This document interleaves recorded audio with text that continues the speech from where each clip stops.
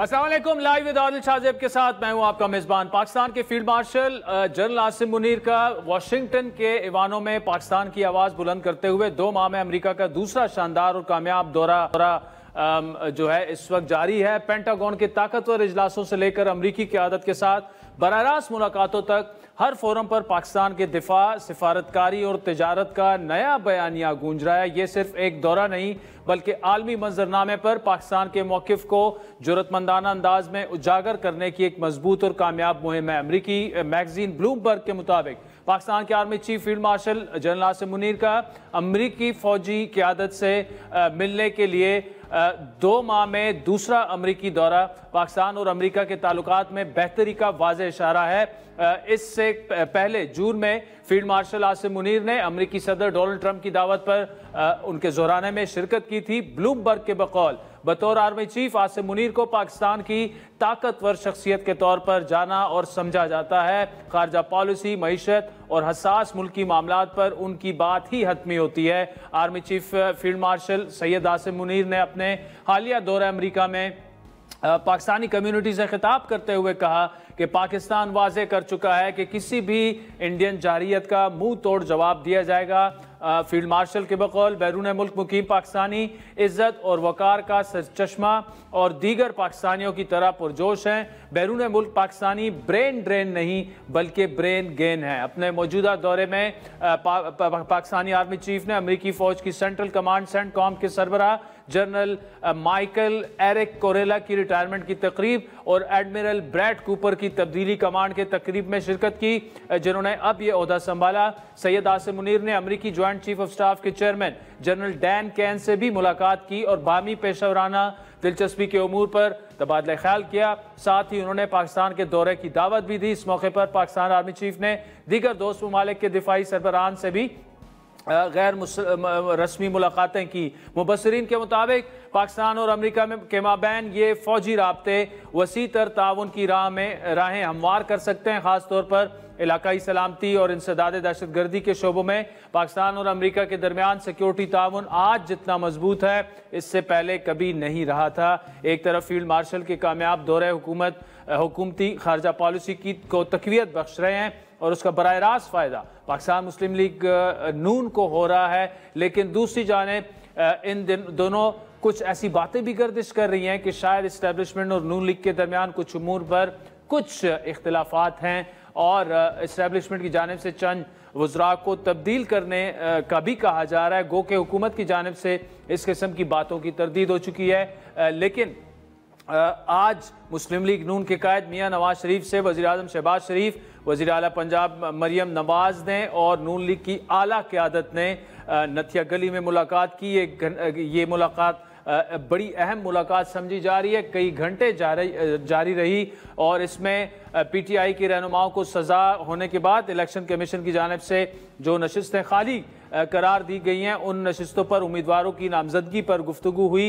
अभी तक इसकी बाज़ाब्ता तफसीलात तो सामने नहीं आई, लेकिन सीनियर क़यादत वहाँ मौजूद थी और ये मुलाकात सुनने में ये आया कि कल भी जारी रहेगी। दूसरी जानिब आज का दिन तहरीक इंसाफ के लिए अच्छा साबित नहीं हुआ। लाहौर की इंसदाद दहशत गर्दी की अदालत ने 9 मई के 2 केसेस में PTI की सीनियर रहनुमा शाह महमूद कुरैशी को बरी, जबकि डॉक्टर यास्मीन राशिद, महमूदुर रशीद, एजाज चौधरी और उमर सरफराज को 10-10 साल कैद की सज़ा सुनाई, जबकि आलिया हमजा और सनम जावेद को 5-5 साल कैद और 1-1 लाख रुपए जुर्माना किया गया। PTI अदालती फैसले को सियासी इंतकाम करार दिया। जनाब चीफ जस्टिस, हमने हमेशा से 9 मई की मजम्मत की, नहीं होना चाहिए था, आइंदा भी कभी ना हो, और हमने कहा तो कौम का बड़ा नुकसान हो जाएगा। जो इतनी जजमेंट है आइए हम उनको रिजेक्ट करते हैं, उनकी मजम्मत करते हैं। वो इंसाफ का कत्ल हुआ है। चीफ जस्टिस से हम दरख्वास्त करते रहे। आपको बताते चले कि तहरीक इंसाफ के बानी चेयरमैन के खिलाफ नैब रेफरेंस पर जायदाद नीलामी के मामले पर बड़ी पेशरफ सामने आई। असिस्टेंट कमिश्नर सेक्रेटेरिएट की जानिब से नीलामी का इश्तिहार जारी किया गया। इन तमाम मामलों पर बात करेंगे। हमें इस वक्त ज्वाइन किया नून लीग के नायब सदर इंजीनियर खूनम दस्तगीर ने, जबकि प्रोग्राम के अगले हिस्से में हमारे साथ मौजूद हैं पीपल्स पार्टी के सीनियर रहनुमा साबिक वफाकी वजीर कमर जमान कायरा और PTI के तर्जुमान सेनेटर ہمایوں مومن صاحب. اس کے علاوہ ہمیں امریکہ سے معروف مصنف جناب شجاع صاحب بھی جوائن کریں گے. جناب خرم دستگیر صاحب، آرمی چیف کا 1.5 ماہ میں دوسری مرتبہ امریکہ جانا، اسٹریٹجک ملاقاتیں، اس کو کس نظر سے دیکھا جائے؟ جو خطے کی صورتحال ہے، انڈیا امریکہ کا 25 سال سے ڈکلیئرڈ اسٹریٹجک پارٹنر رہا ہے، لیکن اب معاملہ کسی اور طرف جا رہا ہے. جی دیکھیے، دو جو دورے ہیں اگرچہ بڑے خوش آئند ہیں، لیکن اس کا یہ مطلب نہیں ہے کہ پاکستان کی جو اسٹریٹجک ڈائریکشن ہے وہ چینج ہو جائے. اور اس میں جو اہم بات یہ ہے کہ فیلڈ مارشل کے 2 دورے ہوئے ہیں. اس سے پہلے جو ڈیلیگیشن پرائم منسٹر نے بھجوایا تھا، اس کا میں بھی حصہ تھا. اب ہم امریکہ سے کسی چیز کے طلبگار نہیں ہیں. ہم ان سے کوئی ٹیکنالوجی نہیں مانگ رہے، ہم ان سے کوئی ٹینک نہیں مانگ رہے، کوئی جہاز نہیں. اس لحاظ سے ہماری جو اسٹریٹجک ڈائریکشن ہے اور اسٹریٹجک پارٹنرشپ ہے وہ چین کے ساتھ ہے. اور اب جب کہ مارکہ حق میں ہم نے یہ دکھا دیا دنیا کو کہ وہ چین کی جو ٹیکنالوجی ہے وہ مغربی ٹیکنالوجی کو چلیں اگر زیادہ اس سے طاقتور نہیں تو کم از کم اس کی ہم پلہ ضرور ہے. لہٰذا وہ جو اسٹریٹجک ریلیشن شپ ہے وہ جگہ پر قائم ہے. آپ یہ ضرور ہم کہہ سکتے ہیں کہ یہ ایک بیلنسنگ ہے کہ اگر امریکہ میں اب یہ ایک احساس پیدا ہوا ہے کہ جو افغانستان کی وجہ سے ایک مخاصمتی رویہ تھا امریکہ کے اندر، وہ اب اگر افغانستان اب جو ان کی ماضی کا حصہ ہے اور وہاں ان کے اب اس وقت کوئی سٹیکس نہیں ہیں، تو وہ پاکستان کو اب دوبارہ ایک نئی نظر سے دیکھ رہے ہیں. اور صدر ٹرمپ جو ہیں وہ ایک ٹرانزیکشنل بزنس مین ہے، وہ ہر چیز کو ایک سودے بازی کی نظر سے دیکھتے. لہذا ہمیں اپنی کھلی آنکھوں سے اس جو ریلیشن شپ میں بہتری ہے امریکہ کے ساتھ اس میں آگے بڑھنا ہے. اور یہ میں آپ کو یہ ضرور کہہ سکتا ہوں کہ ہمیں چین کی طرف سے کبھی کوئی اس طرح کی انڈیکیشن نہیں آئی یا ان کی طرف سے کوئی رکاوٹ نہیں ہے. وہ تو کہتے ہیں کہ آپ امریکہ کے ساتھ بھی اور ہندوستان کے ساتھ اپنے تعلقات بہتر کریں اگر سفارتی طور پر ہو سکتے ہیں. تو لہذا یہ ایک ہم یہ کہہ سکتے ہیں کہ ایک بیلنسنگ ہے. اور امریکہ کے ساتھ ہمارے اگر آنے والے دنوں میں جو اب ٹیرف بھی اناؤنس ہو گیا ہے لیکن اس کی بنیاد پہ نئی انویسٹمنٹس ہوتی ہیں، تو پاکستان اصل مقصد تو پاکستان میں رہنے والوں کی زندگیوں کو بہتر کرنا ہے. اسٹریٹجک ڈائریکشن اپنی جگہ پر ہے، لیکن ہمیں سب سے بات کرنی ہے تاکہ ہم پاکستان کے جو ہمارے رہنے والے بھائی اور بہنیں ہیں ان کو ایک بہتر معیار زندگی اور بہتر روزگار ڈیلیور کر سکیں اور سیکیورٹی ڈیلیور کر سکیں. اچھا، خود جو فیلڈ مارشل کی پاکستانی کمیونٹی امریکہ میں مقیم ان سے جو انہوں نے سپیچ کی، ایک بار پھر انہوں نے پاکستان کے دفاع کے ناقابل تسخیر ہونے کی بات کی، انڈیا کو منہ توڑ جواب دینے کی بات کی. اور لیکن انڈیا میں ان کی سٹیٹمنٹ کو لے کر کافی انڈین میڈیا اس پر شور مچا رہا ہے کہ جی پاکستان کے ایٹمی اثاثے پتہ نہیں کنٹرول ہاتھوں میں نہیں ہیں، کہاں سے کہاں جا سکتے ہیں. عادل صاحب، جب ہندوستان نے اس پہلگام واقعے کے بعد از خود ہی بغیر کوئی ناطہ جوڑے دہشت گردی سے کہا کہ جی وہ سندھ طاس معاہدے کو معطل کر رہے ہیں یا ان ایبینس رکھ رہے ہیں، تو پھر آپ کو ناظرین کو یاد کرا دوں کہ پاکستان کی نیشنل سیکیورٹی کمیٹی میں تمام پاکستان کی جو منتخب حکومت ہے اور ساتھ ہی جو افواج کے سربراہ موجود ہوتے ہیں، ان کا اعلامیہ یہ تھا کہ اگر ہندوستان نے پاکستان کا پانی روکنے کی کوشش کی یا اس کو ڈائیورٹ کرنے کی کوشش کی تو پاکستان اسے اقدام جنگ تصور کرے گا. کہ اسی کی کڑی ہے، چونکہ اب مانسون سیزن جو ہے اب چند ہفتے میں 6 سے 7 ہفتے میں ختم ہو جائے گا، تو اس کے بعد ہندوستان کے پاس ضرور ایک پاسبلٹی ہے خاص طور پہ چناب میں کہ اس کا پانی روک سکے.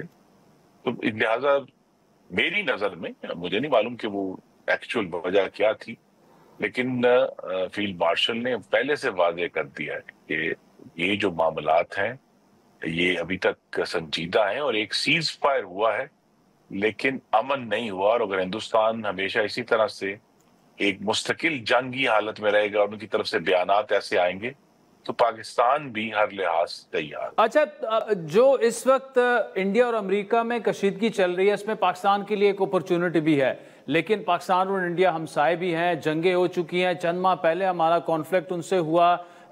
جو میڈیشن کی بات ہوئی تھی سیز فائر کے بعد، وہ ابھی تک جوں کی تو ہے. انڈسٹریٹی والا معاملہ جوں کا تو ہے.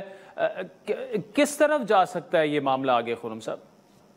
نہیں دیکھیے نا، ہندوستان کی طرف سے تو مطالبہ ضرور ہو سکتا ہے امریکہ سے کہ امریکہ اس کو زیرو سم کھیل کھیلے کہ جی اگر اس نے ہندوستان سے تعلق رکھنا ہے پھر پاکستان سے تعلق نہیں رکھا جا سکتا.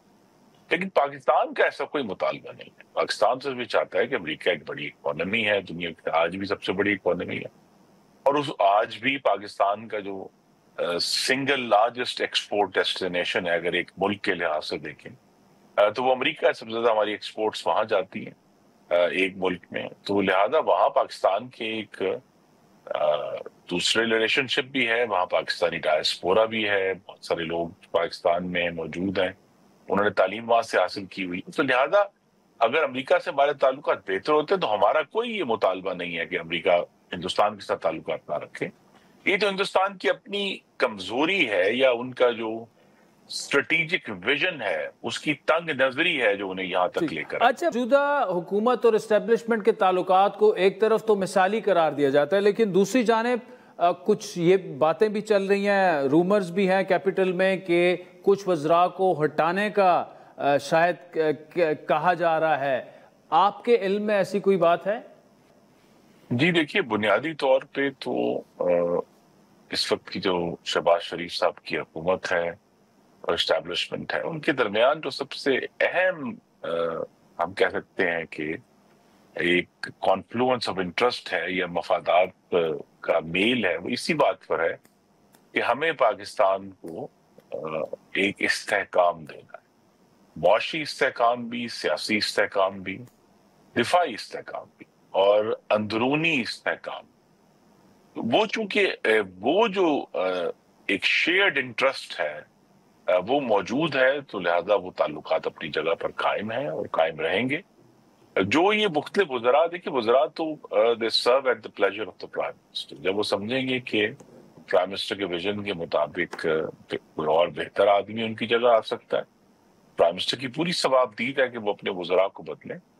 I think یہ جو اتار چڑھاوا یہ ہوتا رہتا ہے، لیکن بنیادی طور پہ جو حکومت اور مقتدرہ کے درمیان جو تعلق ہے اس کی جو فاؤنڈیشن ہے وہ اپنی جگہ پر کھڑی ہے کہ ہمیں ملک کو جو ہے معاشی، سیاسی اور دفاعی استحکام. اچھا، شہباز شریف صاحب جو ہیں، جو یہ حکومت فیصلے لے رہی ہے جس پر پی ٹی آئی اکثر کہتی ہے کہ یہ تو مکمل طور پر اب لیٹ گئے ہیں، کیا ان فیصلوں پر نواز شریف صاحب مکمل طور پر آن بورڈ ہیں؟ جی بہت زیادہ مشاورت وزیر اعظم کرتے ہیں اور ہر ہفتے کرتے ہیں.